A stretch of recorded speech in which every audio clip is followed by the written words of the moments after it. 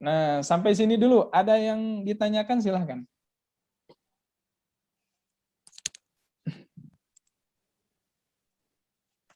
Silahkan teman-teman. Kalau Septia tidak mau ada nanya, yang, Septia. kalau masih ada yang belum paham, silahkan ya. Nanti Ustadz saya jelaskan kembali. Boleh teman-teman yang mau nanya, diberikan waktu untuk bertanya. Ustadz mau nanya, Ustadz. Boleh, Ya, Nadwa ya. Nadwa. Itu Mangga, tadi Nadwa. yang kata an yakuna bil wad'i, itu tadi maksudnya apa, Ustadz? Maksudnya itu, jadi ini kalimat ini itu kalimat bahasa Arab gitu. Bukan kalimat bahasa Indonesia, bukan kalimat bahasa Inggris. Karena ilmu nahwu ini kan pokok pembahasannya itu adalah bahasa Arab gitu. Artinya bil wad'i mungkin katanya. Bil wad'i itu artinya gini ya, wadoa itu kan artinya letak ya, meletakkan gitu. Wadoa itu artinya meletakkan. Berarti maksudnya gini, jadi kalimat-kalimat ini diletakkan oleh orang-orang Arab, gitu. Dibicarakan, digunakan gitu, ya. Digunakan oleh orang-orang Arab dalam artian berbahasa Arab gitu. Bisa dipahami? Nadwa bisa dipahami, Nadwa?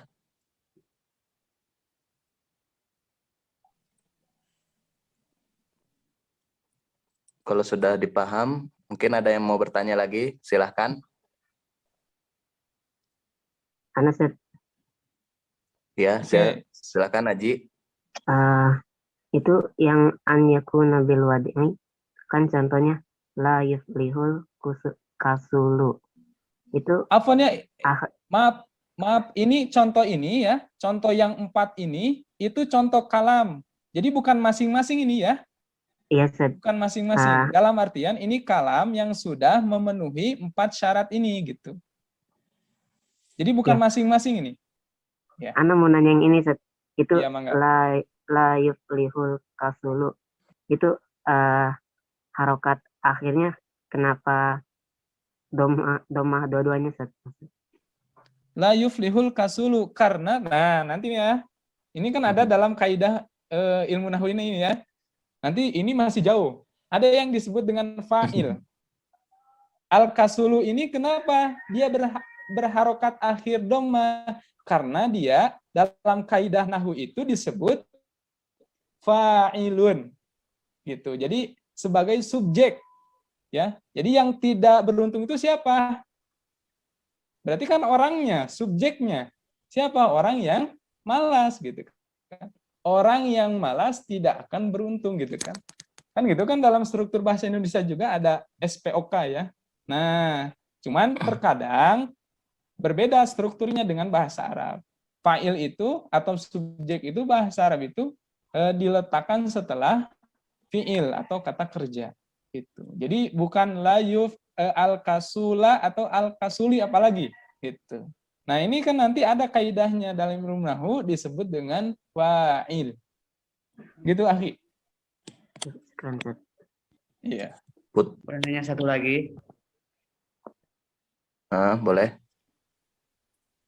Jadi yang itu kan la yuflihu. Biasanya kan la yuflih. Kenapa hu jadinya? Gimana, Akhi? Yang la yuflihu. Kan biasa kalau kami dengar itu yang terakhirnya setelah la itu sukun. Iya, sukun. Ya, kalau ini kan yuflihu. Iya. Bisa jelaskan? Nah, la itu ya, la itu beda-beda. La itu mempunyai banyak arti. Ada yang linahyi berupa larangan nih. Kalau berupa larangan, contoh la tagdob dalam hadis ya. La tagdob, jangan marah. Itu berharokat berakhiran sukun. Karena kenapa? Karena itu linahyi artinya melarang. Maka artinya itu adalah jangan marah, melarang. Tapi kalau la di sini la yuflihu artinya tidak. Apa? Linnafi. Artinya tidak. Maka kalau artinya tidak, itu tidak mempengaruhi kata selanjutnya. Jadi masih la yuflihu. Gitu, akhi. Nanti itu ya ada pembahasannya di pertemuan-pertemuan selanjutnya. Ya, udah dipahami ya. Kemudian selanjutnya Putri Rahayu katanya mau nanya juga tadi, Ustaz. Ya, mangga. Ustaz, murakiban itu muradifnya itu al-kalimah. Nah, bisa ya. Simpelnya gitu. Jadi afwan ya. Kalau al-kalimatu itu kan bahasa Arab. Artinya dalam bahasa Indonesia itu artinya kata gitu kan, Kata. satu kata. Sedangkan kalau murakkab itu terdiri dari beberapa kata gitu. Yang biasa kita terjemahkan dalam bahasa Indonesia itu sebagai kalimat. Oh, iya Gitu. iya. Paham, Nah, Ustaz. iya, Muhammad. Waalaikumsalam Ustaz. iya mangga, Mau nanya Ustaz. mangga. Sebagian orang mengatakan kalau kita belajar ilmiah itu wajib hafal Ustaz. Gimana kalau kita nggak hafal gitu, gimana Ustaz? Nah, kalau misalnya nggak hafal, nanti materi-materinya ya tentunya kita paham ya, minimalnya kita paham gitu. Tidak jadi masalah. Cuman kalau hafal itu lebih baik gitu. Lebih baik ya.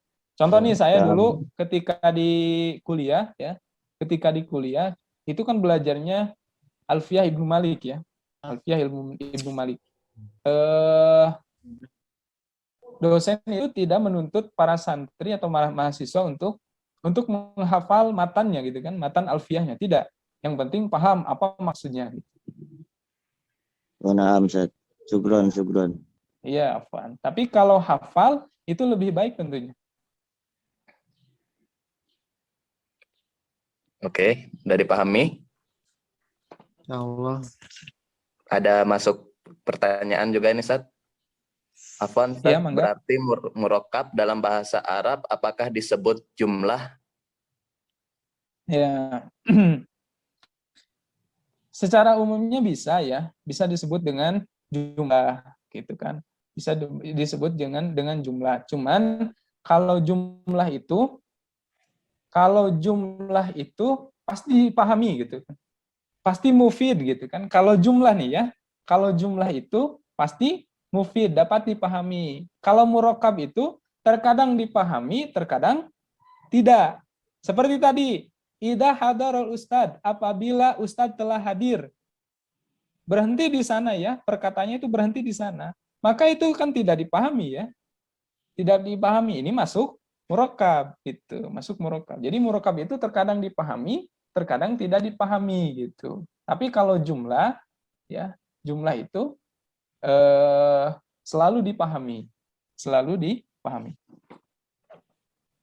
Nanti ada pembagiannya tentang jumlah ya.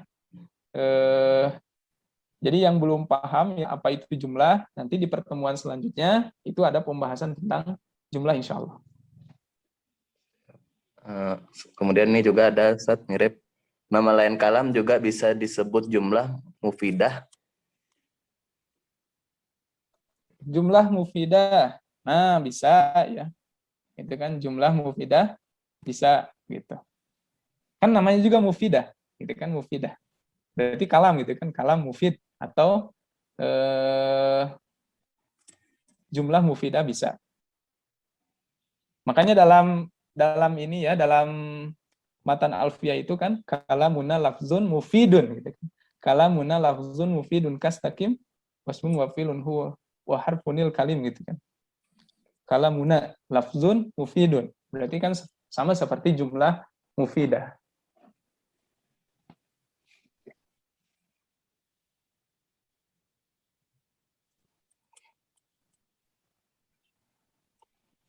Bentar, Ustaz, ada pertanyaan lagi nih.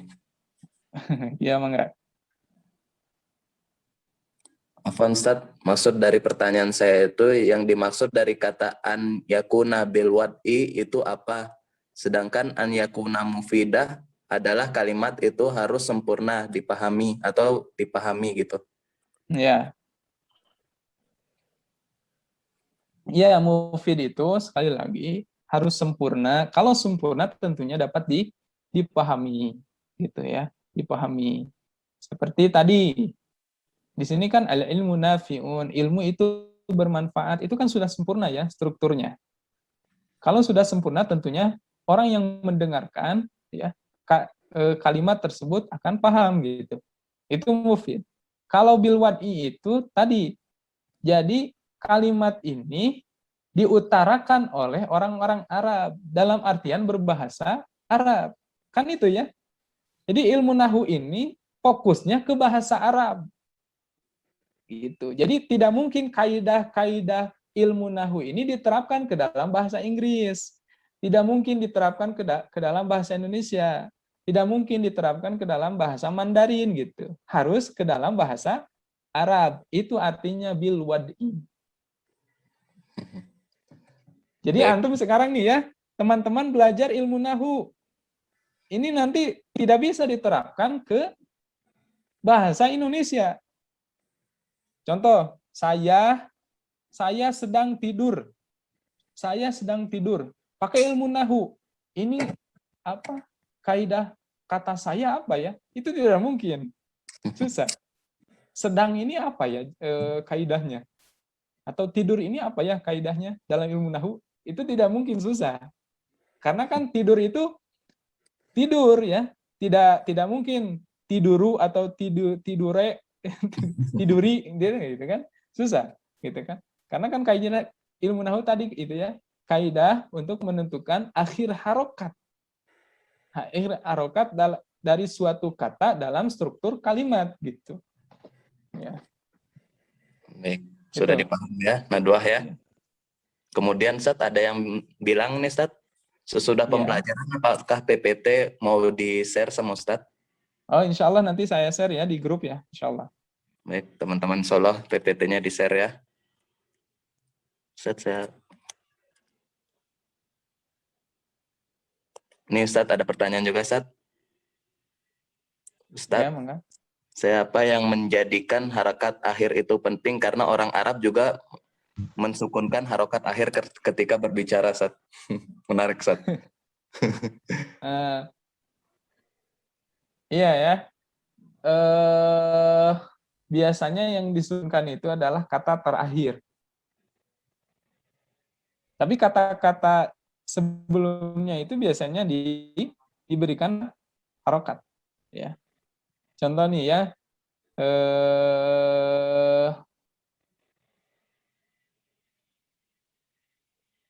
Contoh, ketika misalnya orang Arab bicara seperti al-kalamu huwal lafzul murakkabul mufidu bil wad', bil wad', gitu kan. Itu dia ya emang disukunkan gitu kan. Itu kan dalam berbicara sehari-hari gitu kan.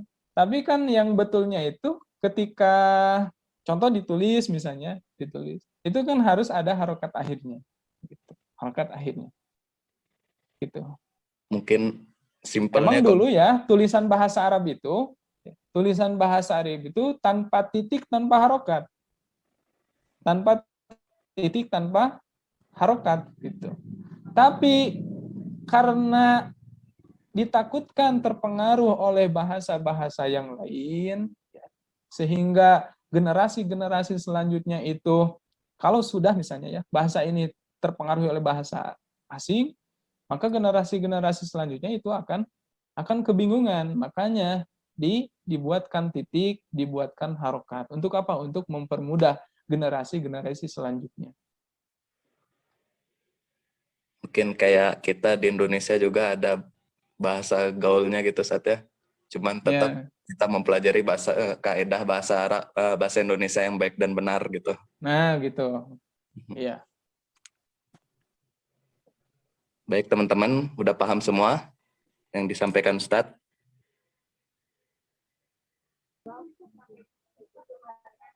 Mangga yang mau bertanya langsung aja ya.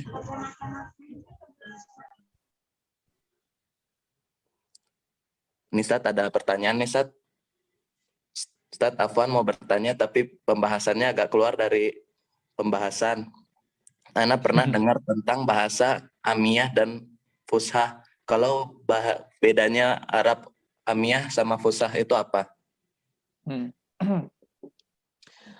Bahasa Arab Fusha itu, ya ini, bahasa Arab Fusha itu yang sesuai dengan kaidah, tentunya ya, sesuai dengan kaidah bahasa Arab. Di antaranya adalah kaidah nahwu. Nanti kan ada kaidah sorf, ya, ada kaidah sorf gitu. Kemudian kalau bahasa amiyah itu kayak bahasa pasaran ya. Contoh tadi kata Ustadz Ashrafi misalnya ya. Kalau bahasa fushanya itu adalah kamu misalnya. Itu kan kamu itu ada dalam kamus bahasa Indonesia itu ada kata kamu gitu kan. Kalau bahasa amiyahnya itu bahasa pasarnya itu lo misalnya ya. Lo gue dan lo misalnya. Nah, itu kan bahasa pasar, itu bukan baku gitu kan. Nah, itulah bedanya ya. Seperti itu simpelnya gitu. Nah, justru ya untuk ulama-ulama bahasa Arab, justru bahasa amiyah ini dianggap bahasa yang merusak. Jadi dapat merusak kelestarian bahasa Arab yang fusha, yang asli gitu. Karena bahasa Arab amiyah ini terkadang ya keluar dari kaidah gitu kan. Gitu. Keluar dari atau jauh dari bahasa asli misalnya gitu ya, bahasa amiyah. Ini ada pertanyaan Ustaz, tapi kayaknya udah antum jelasin tadi di awal ya. Ustaz izin bertanya, kalau sejarah ilmu nahwu itu ada pada zaman siapa? Apakah pada zaman Nabi sudah ada? Ya, ilmu nahwu ini pertama kali ya dibuat oleh atau diutarakan oleh Abul Aswad Ad-Du'ali, itu seorang tabi'in. Seorang tabi'in atas perintah Khalifah Ali bin Abi Thalib radhiyallahu anhu ya. Kalau ini ya, tentunya kalau bahasa yang benar itu kan, bahasa Arab yang benar itu kan sudah ada sejak lama ya. Tapi untuk kaidah-kaidahnya itu disusun itu pada generasi-generasi selanjutnya gitu. Di zaman Rasul, ketika Nabi gitu kan, Nabi berbicara dalam hadisnya misalnya ya, itu kan terstruktur dengan bahasa atau kaidah yang benar misalnya. Tapi kaidah-kaidahnya itu disusun setelah generasi-generasi selanjutnya gitu. Gitu. Berarti ilmu nahwu ini kaidah-kaidahnya disusun ya, tentunya melihat terutama kepada Al-Qur'an gitu. Pada Al-Qur'an, patokannya Al-Qur'an gitu kan. Atau hadis ya, atau misalnya syair bahasa Arab, itu patokannya. Nah, mereka lihat itu kan Al-Qur'an, baru kemudian nanti disusun kaidahnya. Kenapa ini dibaca gini, kenapa ini dibaca gini gitu kan. Maka disusun kaidahnya. Gitu. Baik, terima kasih Ustaz. Insya Allah bisa dipahami sama teman-teman semua ya. Karena tidak ada pertanyaan yang masuk lagi Ustaz. Kemudian juga jamnya sudah menunjukkan waktu yang sudah cukup. Mungkin bisa kita tutup aja Ustaz ya. Mungkin ada kata penutup yang ingin antum sampaikan Ustaz? Ya, mungkin itu ya materi untuk pertemuan kali ini. Mudah-mudahan teman-teman bisa memahami, ya bisa dipahami. Kalaupun misalnya ada pertanyaan lagi, kemudian tidak diutarakan sekarang, nanti bisa di grup ya, bisa di grup. Kemudian insya Allah kita akan melanjutkan materi besok, berarti ya hari Ahad, sama ya jam 7 pagi sampai jam 8 insya Allah. Enggak, diserahkan kepada Al-Ustadz Ashrafi. Baik, kita ucapkan terima kasih yang sebanyak-banyaknya kepada Ustadz Diki. Kemudian bagi teman-teman semua tetap semangat ya. Insya Allah kita lanjutkan pertemuan kita besok di jam yang sama. Sekian mungkin untuk hari ini, kita sama-sama membaca hamdalah dan doa kafaratul majelis. Alhamdulillah rabbil alamin. Alhamdulillahirabbil alamin. Subhanallahumma wa La ilaha illa anta astaghfiruka wa atubu ilaik. warahmatullahi wabarakatuh. Waalaikumsalam. Waalaikumsalam warahmatullahi wabarakatuh. Wabarakatuh.